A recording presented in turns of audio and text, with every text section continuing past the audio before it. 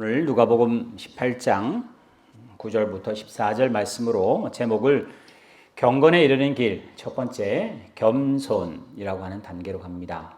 연말이 될 때까지 이 경건에 이르는 길이란 제목으로 계속 바꿔가면서 하나하나씩 접해 가리라 생각합니다. 지난 시간에 경건에 이르는 훈련 연단하라 하면서 서론을 말씀드렸습니다. 경건은 무엇인가? 경건한 사람이라는 칭호를 들을 수 있기를 바라고, 특별히 우리 화성교회, 물론 모든 하나님 믿는 사람이 다 경건한 사람들이긴 합니다. 그러나 이제 경건한 사람으로 더욱더 가까이 가시기를 바랍니다. 경건은 무엇인가? 말씀드렸던 것처럼 성경에서 경건이라는 단어를 찾으면 경건하지 않은 사람들을 쓸 때 경건이라는 단어가 오히려 많이 쓰이고, 경건의 긍정적인 말은 그렇게 생각보다 많지 않습니다. 거기에 바울과 베드로가 제자들에게, 디모데에게, 디도에게, 또 베드로가 일반 우리 성도들에게 경건을 열심히 연습해라. 경건은 하나님의 속성이니까 하나님이 거룩한 것처럼 너희도 거룩하고, 하나님이 경건하심처럼 너희도 거룩해지는 것, 경건해지는 것을 우리에게 훈련하라고 말을 합니다. 경건은 무엇인가? 참 정리하기 어렵습니다. 사랑은 무엇인가랑가 거의 비슷합니다. 근데 경건 이르면 우리가 도덕과 윤리적으로 동양 문화가 그런 도덕에 가까운 모습이 있다 보니까 경건 이러면 여러분이 떠오르는 생각이 있을 겁니다. 천천히 걷거나 말을 유순하게 하시고 천천히 부드러운 말로 하고 톤이 높지 않고 이러는 모습을 우리는 경건한 사람이다라고 모양은 할 수 있습니다. 오늘 여기 읽었던 본문처럼 바리새인이 그런 사람입니다. 누가 봐도 이 바리새인의 복장이나 그의 얼굴 표정이나 해 다니는 걸 보면 보기만 해도 그분이 어떻다. 지위라든지 그의 품행이라든지 그의 입술에서 나올 단어들이 굉장히 격이 높아질 것 같은, 누가 봐도. 근데 도덕과 윤리의 경건은요, 대체적으로 자기 자랑입니다. 하나님의 없는 경건은 결국은 공손하게 합니다. 아주 규모 있게 잘합니다. 아주 얌전하게 잘합니다. 근데 결국 뭐죠? 나는 너보다 잘났다는 이야기를 하고 싶은데 그 말은 안 합니다. 나는 당신보다 교육을 많이 받았습니다를 점잖하게 표현할 때 우리는 경건하다, 겸손하다 이런 단어를 씁니다. 그는 결국은 자기 자랑과 자기의 칭찬일 겁니다. 그러니까 도덕과 윤리가 나쁜 건 아닌데 하나님 없는 경건, 그것은 결국은 그 도덕과 윤리는 끝은 나는 너와 다르다. 나는 너보다 높다 라고 하는 것을 표현하는 아주 유순한 방법. 우리는 거기에 넘어가곤 합니다. 근데 성경이 말하는 거는 경건한 모양은 있어도 경건의 능력은 없는 사람을 질타하잖아요. 우리도 마찬가지입니다. 신앙적으로 참 잘 믿는 것 같고 밖에서 볼 때는 참 경건한 사람처럼 보이지만 실제로 경건의 능력은 없다면 우리는 큰 하나님께 마치 저주와 야단을 받는, 선지자 노릇도 하고 귀신을 쫓아내고 능력도 있는데 주님은 모른다는 그런 일이 벌어지지 않기를 바랬고, 또 그 경건에 있어서 샘플을 들었던 그것이 에녹이었습니다. 하나님과 함께 동행했고 또 하나님을 기쁘시게 하는 일이 경건한 사람의 모양이다. 아까 말한 걸 천천히 걷거나 성경을 잘 해석하거나 그게 경건이 아니라 내가 행위를 했는데 하나님이 기뻐한답니다. 그러면 경건이랍니다. 내가 뭔가를 했습니다. 하나님은 안 기뻐하는데 사람은 기뻐합니다. 그러면 경건이 아닙니다. 그래서 제가 지난주 설교 제일 마지막 그 부분에 제가 그 말씀 드렸죠. 제가 목회를 합니다. 목회를 해서 제가 뭔가 집중할 때 저는 목회에는 집중하지만 하는 게 집중 안 할 수 있다. 하나님은 안 좋아하는데 사람들은 좋아하는 목회를 할 수도 있다. 하나님은 싫어하는데 사람들은 좋아하는 신앙생활을 하는 것처럼 보이기도 한다. 그게 마태복음 7장에 나오는 주여 주여 하는 자인데 하나님은 모른다는 일이 벌어지는데 내가 그런지 우리가 그런지를 늘 잘 살펴볼 때 경건이라는 것을 시작할 수 있을 겁니다. 그래서 경건이라는 지난주 서론을 했다면 오늘 이제 경건의 첫 번째 단계 겸손을 두었습니다. 성령의 9가지 열매도 있고요, 팔복에도 있고 여러 가지 덕목들이 많을 겁니다. 성품이 우리가 닮아가야 할 경건으로 가는 길에 많은 것들이 있는데 그중에 제가 겸손을 잡은 이유가 있습니다. 여러분 혹시 생물 시간에 채소율 법칙, 채소의 법칙 이런 거 혹시 들어보셨나요? 리비 이름을 잘 모르겠습니다. 하여튼 그 사람이 식물에 여러 영양소가 필수 영양소가 있는데 다른 건 다 잘 돼도 하나가 영양분이 작으면 그 영양분에 따라 그래서 독일 맥주통 같이 생긴데 그 대나무인데 하나가 부러져 있으면 그 제일 약한 것에 걸리는 거 아니에요. 컴퓨터 그렇잖아요. 모니터도 칼라고 다 칼라인데 프린트가 흑백이면 흑백으로 나올 거 아니에요. 마찬가지로 그걸 이제 채소의 법칙이라고, 채소율 법칙이라고 그러는데 우리의 신앙도 그렇습니다. 한번 그림 한번 잠깐 보여주세요. 다른 그림은 없어서 그냥 이 그림만 제가 어느 뭐 이렇게 그림에 나오는 겁니다. 성령의 9가지 열매. 사실은 성령의 9가지 열매는 9개 아닙니다. 저렇게 되어 있지는 않습니다. 성경이 뭐라고 하냐면 성령의 열매라고 단수를 씁니다. 소위 말하면 하나의 열매 안에 저기 있는 절제, 중성, 자비, 화평, 양선, 오래 참음이 다 들어가 있는 하나의 열매지 성령의 열매 S 붙지 않습니다. 나는 절제 잘하고 너는 자비 잘하고 그렇지는 않다는 이야기예요. 그러니까 하나의 열매다라는 건데 이제 그림으로 쉽게 보이기 위해서 성령의 열매를 한 바구니에 담았습니다. 근데 사실은 저 성령의 열매라고 하는 그 바구니 있잖아요. 그 다음 보여주세요. 그 바구니는 겸손이라는 것으로만 담을 수 있습니다. 그래서 오늘 제가 보게 되는 많은 하나님의 성품과 우리가 닮아야 할 많은 성품이 있고 덕목이 있지만은 겸손이 출발이 안 되면 바구니가 없는데 어떻게 뭘 담을 수 있겠습니까? 제가 물을 마실 때 이 플라스틱 이 용기가 없으면 물이 흘려서 제가 어떻게 물을 뭐 핥아 먹을 수도 없을 정도로 담을 수가 없습니다. 아무리 좋은 온유가 있고 충성이 있어도 겸손이라고 하는 하나님이 우리에게 요구하는 그 첫 단계가 되지 않으면 저 있는 성령의 열매들은 못 담습니다. 그래서 오늘 특별히 경건에 이르는 연습 가운데 겸손이라고 하는 단어 여러분 깊이 고민하시고 마음에 새기되 마치 돌에 새기는 것처럼 잘 새겨야 할 첫 번째 덕목이 겸손입니다. 그래서 제가 첫 번째 많은 덕목 가운데 겸손을 잡았습니다. 오늘 그리고 여러분 주보를 한번 참조하십시오. 안에 주보를 펼쳐보시면 예전에 이제 가정이나 또 구역으로 예배하고 예배안을 제가 썼는데 오늘은 이제 경건의 연습이라고 해서 이제 바꿔놨기 때문에 여기 나오는 뭐 9가지 제목이면 꼭 그건 아닙니다만은 제 설교가 지금 이 패턴으로 갈 겁니다. 그래서 여러분이 주중에 개인이 되든지 아니면 가정이 되시든지 아니면 모임이 되시든지 성경 본문을 꼭 한번 찾아보시고요. 이 중에 하나는 꼭 찾으셔야 됩니다. 나중에 설교 말씀하겠습니다. 이 순서대로 가려고 합니다. 그래서 그 안에 빈칸에 또 본문을 실제로 한번 찾아보십시오. 먼저 제가 한번 제안을 합니다. 물어볼게요. 하나님의 성품이 있습니다. 하나님의 속성이라고 말을 해요. 하나님도 가지시고 우리도 가지는 속성이 있습니다. 사랑 같은 겁니다. 하나님의 인내입니다. 하나님의 자비하심이 그렇습니다. 하나님의 오래 참으심이 그렇습니다. 하나님도 가졌고 우리도 가졌어요. 근데 물론 이제 품질이 좀 다르고 그 용량이 좀 다를 겁니다. 근데 하나님만 가진 게 있어요. 무한하세요. 우리는 못 가졌습니다. 하나님은 불변하세요. 우리는 못 가졌습니다. 영원하세요. 그지? 전지전능하세요. 우리는 못 가졌습니다. 여러분 이제 같이 공유 안 했다 그래서 비공유적 속성이라고 하나님만 가진 건 하나님도 우리도 같이 가지고 있는 거를 이제 공유적인 속성이라 이렇게 말을 해요. 자, 하나님이 사랑이시니 우리도 사랑입니다. 또 하나님이 자비하시니까 우리도 자비함을 베풀어야 합니다. 하나님이 인내하시니까 우리도 인내해야 합니다. 그러면 물어봅시다. 창조주 하나님에게 겸손은 성품일까요? 아닐까요? 창조주 하나님께 겸손이라는 속성이 있을까? 창조주 하나님께 겸손이라는 단어가 안 맞는가 맞는가? 얘는 신학적인 논쟁이 붙으면 답이 없습니다. 제가 첫 번째 썼던 것처럼 성자 예수님은 겸손하셨습니다.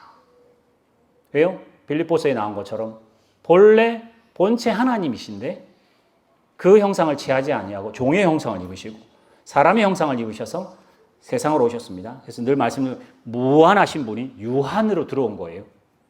저는 이만한데 요만한 통 안에 들어간 것 같은 참 답답함을 갖는 겸손이 있었습니다. 아프셨습니다. 부모에게 순종해야 했습니다. 멸시도 받았습니다. 천대도 받았습니다. 그리고 본듯하게 살지도 못했습니다. 결국은 죽었습니다. 그러니까 성자 예수님에게는 겸손이 있는 것 같아요. 근데 잘 생각해 보십시오. 하나님인데 겸손하다. 그 말이 안 맞는 겁니다. 그런 것 중에 하나가 뭐냐면 하나님인데 수동태다 이런 겁니다. 하나님이면 수동태일 수는 없어요. 하나님은 항상 능동태이어야 되지. 하나님이 수동태다. 하나님이 야유회를 가는데 비가 와서 못 갔다. 이런 건 없다는 이야기예요.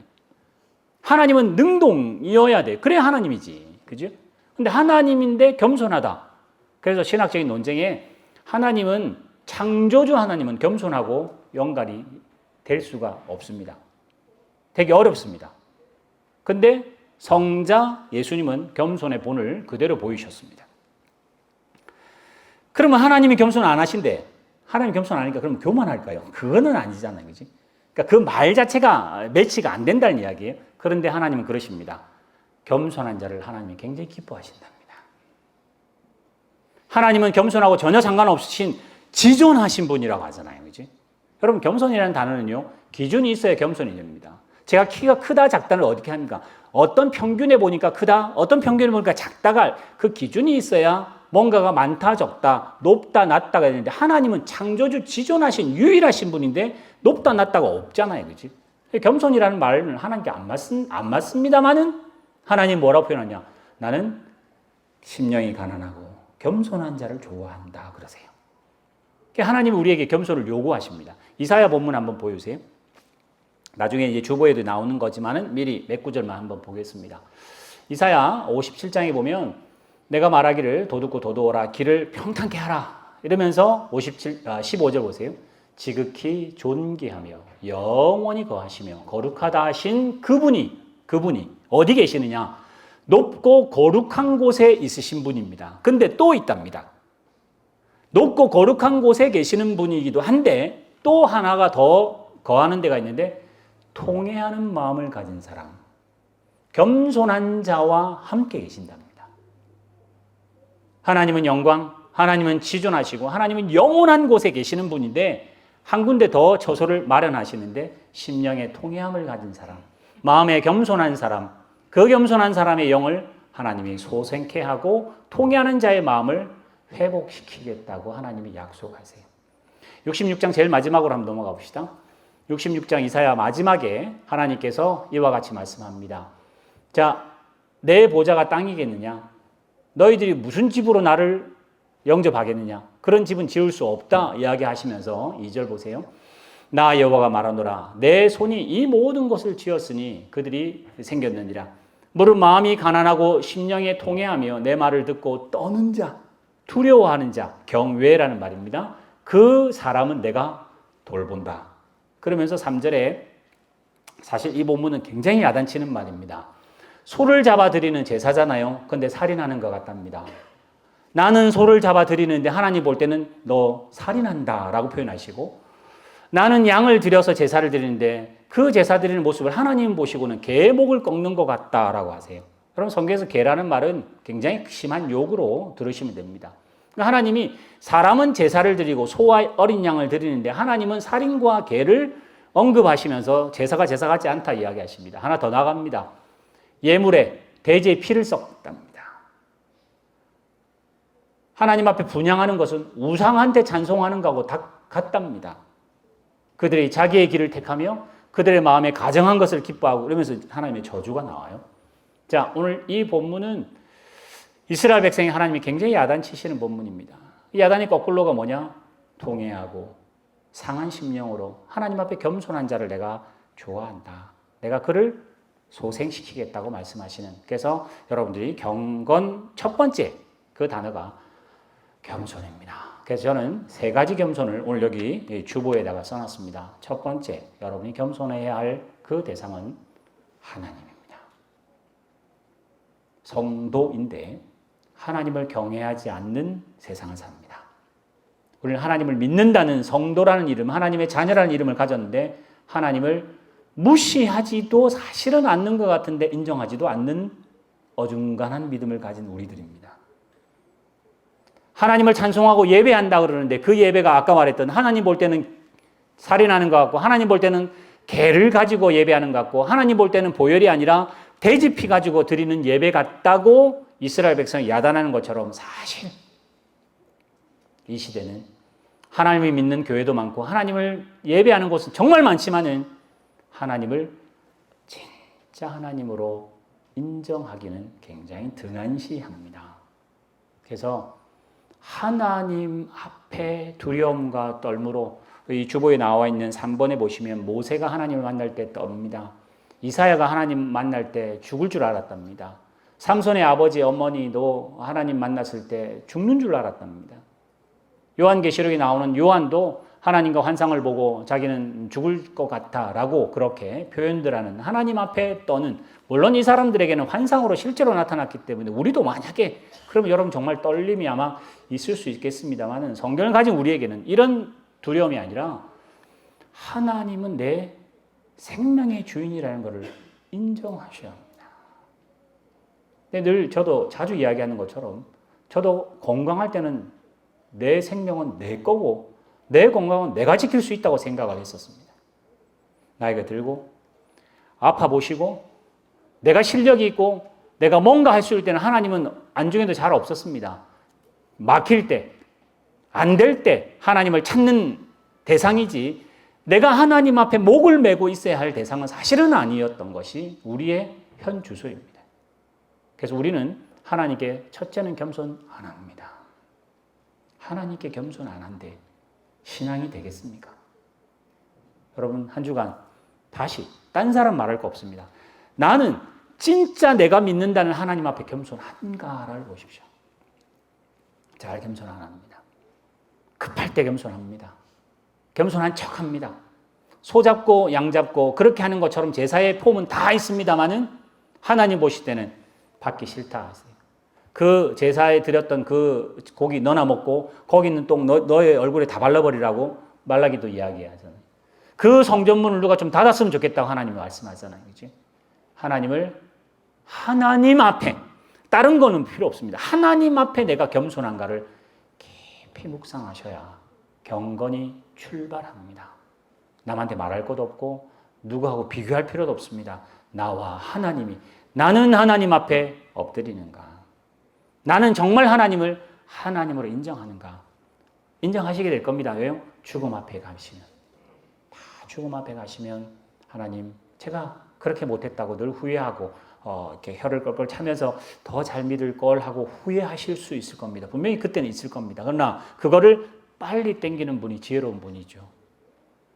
죽음 앞에서 하는 것보다는 그걸 10년, 그걸 조금 더 젊었을 때 조금 더 하나님 앞에 가까이 겸손해지시면 하나님께서 아까 기뻐하신다고 했고 하나님께서 돌보신다고 했고 하나님 앞에 겸손한 자를 하나님께서 소생시킨다고 하셨잖아요. 그래서 하나님 앞에 겸손한지를 내가 다시 한번, 나는 경건한 것 같고 사람들 앞에 겸손한 모양은 보였는데 하나님한테는 겸손 안 했던 저의 모습, 여러분의 모습을 다시 한번 생각하셔서 정말 성경의 하나님을 나는 경외하는가. 물론 하나님은요 우리에게 아바 아버지라고 그러고 그 찬송이기 때문에 하나님께 대드셔도 됩니다. 하나님께 불평할 수 있습니다. 그러나 불평하고 대드는가 하고 그분을 부모로도 생각 안 하는가 하고는 상황이 다릅니다. 우리 아이들이 엄마한테 떼쓰거나 아빠한테 뭘 해달라고 떼쓰잖아요. 그러나 아빠, 엄마를 인정하지 않습니까? 복 있는 사람은 하나님을 인정하는 사람인데 창조주 하나님으로 인정합니다. 그러면 겸손해질 수밖에 없어요. 그래서 여러분 어떤 나는 신앙생활의 행위보다 내 마음이 하나님 앞에 겸손하기를 다시 묵상하셔서 그 기초부터 나는 잘났고 나는 뭐 열심히 했고 나는 뭘 하고 있고 나는 뭐 다른 사람 같지 않고 그래도 누가 그랬죠? 바리새인이 그러고 있잖아요. 아까 읽었던 본문에 보면 바리새인은 너무 잘했던 것 같아요. 근데 하나님 앞에 겸손하지를 않았습니다. 그래서 하나님 앞에 겸손하시고요. 하나님 앞에 겸손하는 것 중에 똑같은 농도가 하나 더 있는데 하나님의 말씀에 겸손하셔야 합니다. 그래서 뒤에 그 본문의 뒤에 나온 거 보면 하나님 말씀 앞에 떨었다 돼 있어요. 이 첫 번째가 요시야 말씀이거든요.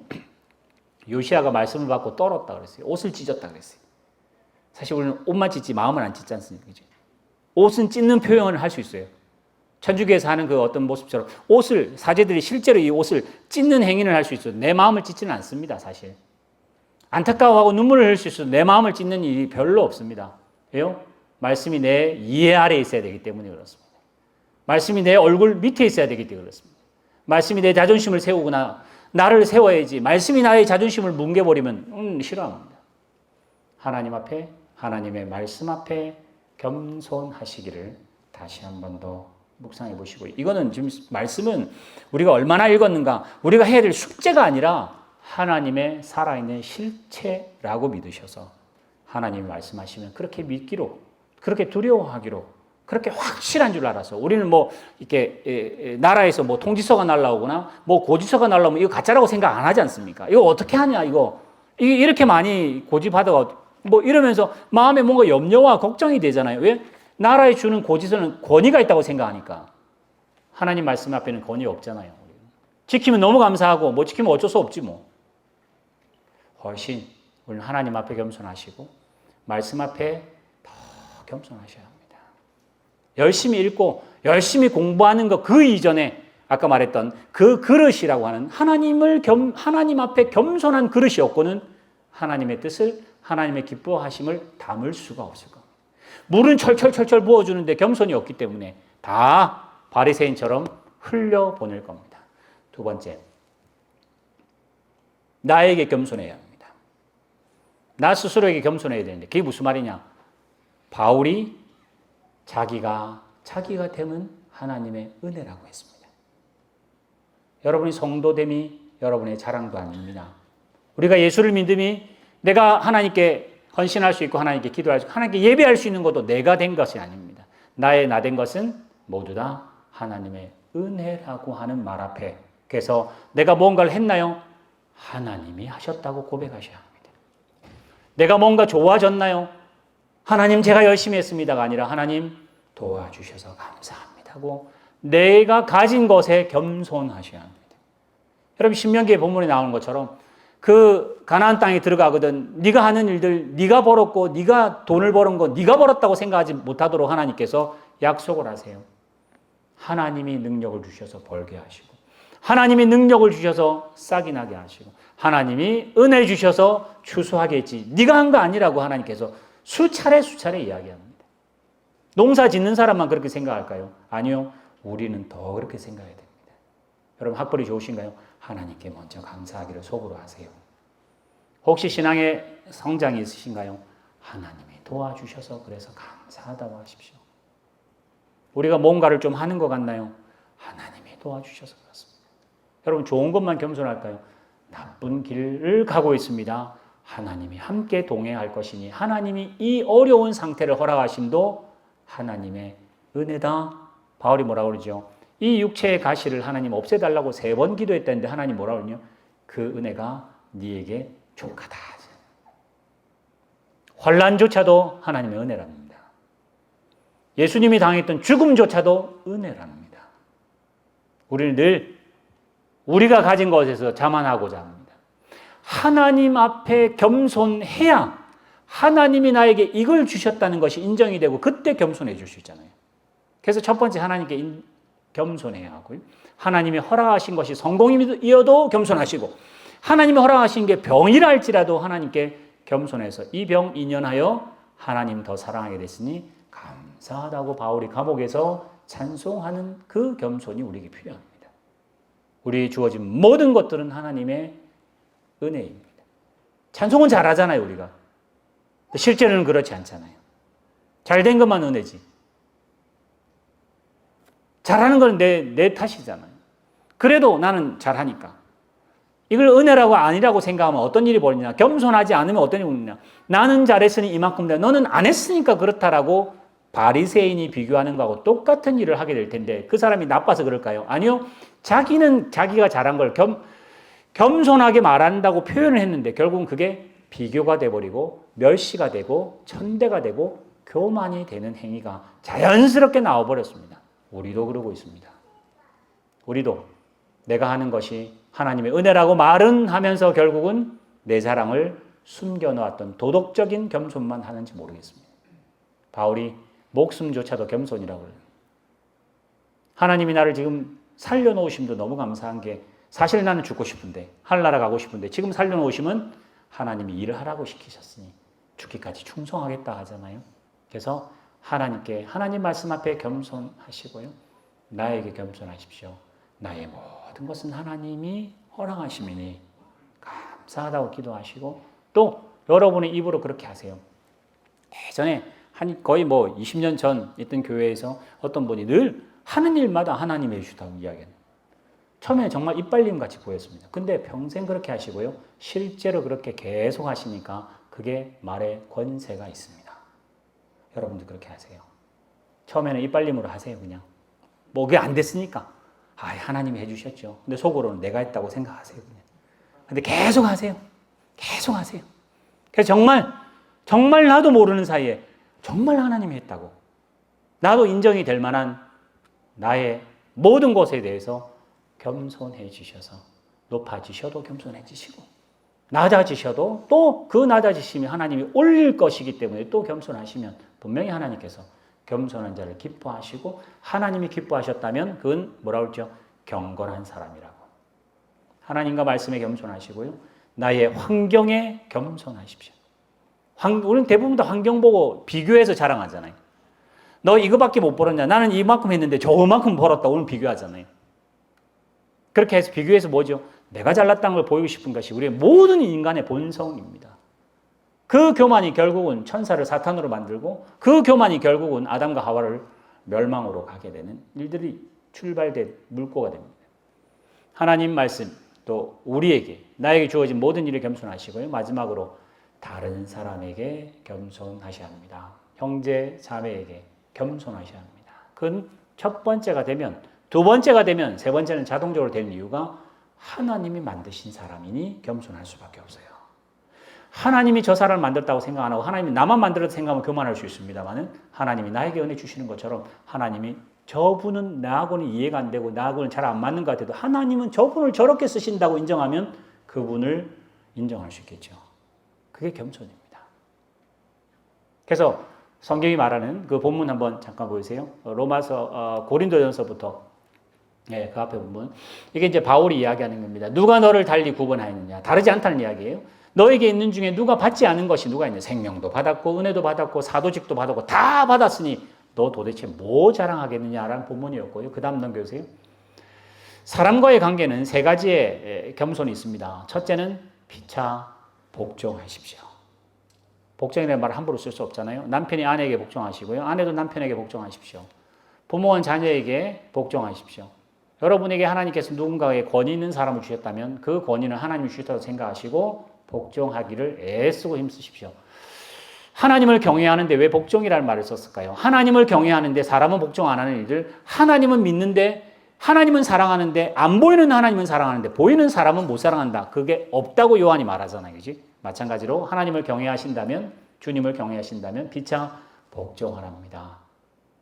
다윗 같은 경우 그 사람이 저주하는데도 불구하고 저 사람 통해서 하나님이 저주하는지 모르니 참는다 그러잖아요. 요셉 잘 보세요. 보디발의 아내가 유혹해 옵니다. 그러면 요셉 같은 여러분 지금 우리 상황을 비춰봅시다. 그럼 뭐라고 해요? 이러면 안 됩니다. 이건 죄입니다. 뭐 이거는 이러면 보디발이 뭐 어쩝니다. 뭐 이런 상황을 그렇게 말 안 합니다. 요셉이 어떻게 말하는 기억나세요? 하나님께 득죄하지 않겠다고 말합니다. 유혹해 오는 사람 앞에 자기는 뭐라고 말하죠? 나는 하나님 앞에 서 있는 사람이라고 말하잖아요. 하나님께 득죄하지 않겠다고 말을 하잖아요.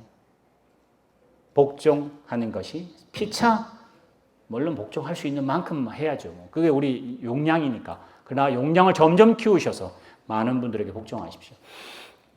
두 번째는 섬김입니다.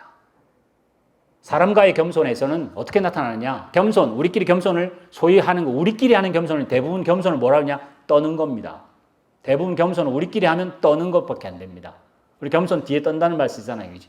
근데 하나님을 앞에 겸손하고 말씀에 겸손하고 나의 형편에 겸손한 사람은 피차 복종이라고 하는 용어로 그런 폼으로 섬깁니다. 두 번째, 만일 이 베드로가 하는 말이에요. 뭔가 한다면 하나님이 줘서 했다는 거 아니에요. 하나님이 허락해서 내가 섬긴다는 거 아니에요. 혹시 여러분 건강을 주셨나요? 나는 건강하니까 다 할 수 있습니다. 뭐든 시키세요가 아니라 하나님이 나를 건강하게 하셨으니까 그렇게 나는 하나님의 건강으로 섬기겠습니다. 하나님 나에게 시간을 주셨나요? 나는 뭐 이제 다 경제적인 자유도 있고 뭐 다 자유 있으니까 내 마음대로 좀 섬길 테니 뭐 그거 자기가 섬기는 게 아니라 하나님이 섬기게 해 주시는 여력을 주셨다면 감사함으로 섬기세요. 요즘은 하나님 자리에 부쩍 자리를 잡는 게 물질이잖아요. 그렇죠? 전쟁의 위험도 핵폭탄의 위험도 뭐 너무 많지만 그 이상으로 우리를 더 유혹하는 게 이때 쪽박이냐 대박이냐 차이가 갈림길에 있는 것 같은 그런 뉴스들이 지금 뭐 너무 많습니다. 모든 경제적인 전쟁, 경제 이 뉴스 말고는 뭐 뉴스가 없습니다. 그만큼 우리의 관심이 거기 많다는 이야기예요. 뉴스를 결국 만들어내고 뉴스가 더 많아지는 건 내 관심이 있기 때문에 그런 거 아니에요. 하나님이 여러분에게 경제적으로 그래도 호주에 산다면 일단은 어쨌든 다른 나라보다 경제적으로 융성하시잖아요. 풍성하시잖아요. 하나님이 허락하셨습니다. 내가 잘 벌었나요? 내가 잘 선택해서 뭔가가 잘 되셨나요? 여러분이 아니라 하나님이 그렇게 하셨다면 그것으로 잘 섬기려고 애를 쓰세요. 그게 물질입니다. 여러분 돈을 더 열심히 벌고 싶죠? 왜 벌어야 되는지 이유를 찾으십시오. 그럼 하나님께 허락하실 겁니다. 왜 벌어야 될 이유도 없이 많이만 달라 하지 마시고 내가 정말 하나님의 그 물질을 잘 쓰기를 하나님께 지혜 달라 그러시고 만약에 잘 쓸 수 있는 능력도 없는데 많이 주면 그건 재앙이 됐을 수 있습니다. 복종이 필요합니다. 섬김이 필요합니다. 넘겨주세요. 서로 사랑하며 우애하며 존경하랍니다. 하나님 앞에 겸손하시고 말씀 앞에 우리의 환경에 겸손하시고 세 번째 사람들의 겸손할 때 존중하랍니다. 존경하랍니다. 저 사람이 몰라서 그래도 그 일을 존중하랍니다. 우리 아이들 생각할 때 여러분 아이들에게 더 우리 아이들은 지금 많잖아요. 그렇지? 아이들을 그냥 대하는 것보다 존중하는 행위를 하려고 해주시면요. 그 아이들은 잘 자랍니다. 아빠 엄마가 하대할 수 있잖아요. 우리의 문화로는. 그러나 뭐 아이들한테 존댓말을 하라는 말은 아닙니다만은 대우하시고 아이들에게 그렇게 존경할 만한 일들을 하신다면 분명히 하나님은 여러분에게 경건이라는 단어에 훨씬 가깝게 갈 수 있을 겁니다. 3절 빌립보서 2장 3절 아무 일에는 다툼이나 허용을 하지 말고 겸손한 마음으로 나보다 남을 낮게 여깁니다. 분명히 무슨 일이 의견이 생겼습니다. 그럼 저 방법보다 내 방법이 더 좋을 것 같아요. 근데 그걸 누가 합니까? 내 방법이 저 좋은 방법 같이 나는 경험했지만 그분 방법으로 하나님이 더 큰 일을 할 수도 있어요. 성공으로 하나님 우리에게 은혜 줄 수 있지만 실패라고 하는 것으로 더 큰 은혜를 주실 수 있다는 것도 여러분 겸손하게 받으셔야 됩니다. 그래서 오늘 여기 나오는 이 성경 본문들 있잖아요. 한번 찾아보십시오. 그래서 뭔가를 해야 되는데 저는 한 가지 제안을 합니다. 여기 나오는 본문 가운데 한 구절을 짧은 구절 한 구절을 찾으셔서 암송하세요. 그래서 만약에 하나님께서 겸손한 자를 존귀하게 하신다. 하나님께서 겸손한 자를 은혜 주신다. 에베소서의 말에 그렇게 나왔다 합시다. 아니면 피차 복종하자는 말이 여러분 마음에 있어서 그 한 절을 암송했다 합시다. 그럼 그 암송 구절을 가지고 표대를 잡으세요. 내가 사람에게 뭔가 말을 참았어야 되는데 겸손한 말이 아니라 교만한 말을 했다면 다시 그 본문에 내가 잘못했구나. 실수라고 하는 것을 확인할 수 있는 본문 하나를 암송하셔서 순간순간 그 본문이 여러분의 잣대가 되도록 여러분의 격려가 되도록 여러분의 채찍이 되도록 그게 디모데후서 3장 16절에 나오는 경건과 의와 교육하기에 책망하기에 의로 교육하기에 유익한 것이 성경 말씀이라 그랬으니까 이 본문 가운데 겸손에 관한 한 구절을 꼭 암송하셔서 한 주간 연습하실 뿐만 아니라 평생에 겸손에 관해서는 내가 이 구절은 하나 안다. 그래서 그 구절이 나를 채찍하도록 여러분 예전에 제가 잠언 말씀드렸죠. 잠자가 찌른다는 말이에요. 바늘 잠자예요. 그 말씀이 나를 찔러야 얘가 양심의 가책이 있고 틀린 줄 아는데 말씀이 나를 찌르지를 않으니까 한 구절 겸손에 관한 한 구절 꼭 잡으세요. 만약에 누가복음에 나오는 잔치에 있으면 제일 말석에 앉으라고 한 그 본문 여러분 그 마음에 닿으시면 내가 이번 한 주간에 어디를 가든지 말석에 앉겠다고 생각하세요. 나도 모르게 턱 앉으면 내가 잘못했구나. 말씀으로 충격을 받으시기 바랍니다. 그래서 경건에 이르는 한 걸음, 첫 번째 한 걸음. 이게 안 되면 그 다음에 갈 수 없습니다. 담을 수 없습니다. 하나님 앞에, 말씀 앞에, 우리 자신에게, 우리 형편에, 우리 성도들 간에 서로 겸손하셔서 우리 모두 다 경건으로 한 발자국 더 나아가기를 주님의 축원합니다. 기도하겠습니다. 살아계신 하나님 아버지, 우리는 하나님을 믿습니다. 하나님께 찬송하고 예배도 합니다. 하나님께 헌신도 하고 헌금도 하고 뭔가를 행위를 합니다. 그러나 받으시는 하나님은 무슨 생각을 하시는지 다시 한번 뒤돌아보게 하여 주시옵소서. 하나님이 인정하시는 경건한 사람으로 나아갈 수 있도록 오늘 겸손이라는 성품을 우리에게 허락하여 주셨사오니 비교하지 않게 하시고 하나님 앞에까지 교만했던 저희들 아니 하나님과도 경쟁하려고 했던 저희들 겸손하게 말씀 앞에 무릎 꿇게 하시고 우리의 주어진 모든 환경 하나님의 뜻이라면 아멘이라고 하며 순복하게 하시고 순종하게 하시며 우리에게 주어진 남편과 아내, 우리에게 주어진 자녀와 부모, 우리에게 주어진 모든 교회와 환경, 우리의 직장 가운데도 나로서는 도저히 이해할 수 없는 일이 혹 있다 할지라도 복종하며 먼저 섬기며 존중하며 존경할 수 있는 힘을 우리는 없지만은 성령이 허락하여 주셔서 그 한 주간 연습해 또 경건에 이르는 길을 한 걸음 더 나아갈 수 있는 저희들 될 수 있도록 인도하여 주실 줄 믿사오며 이 모든 말씀 예수님의 이름으로 기도드리옵나이다.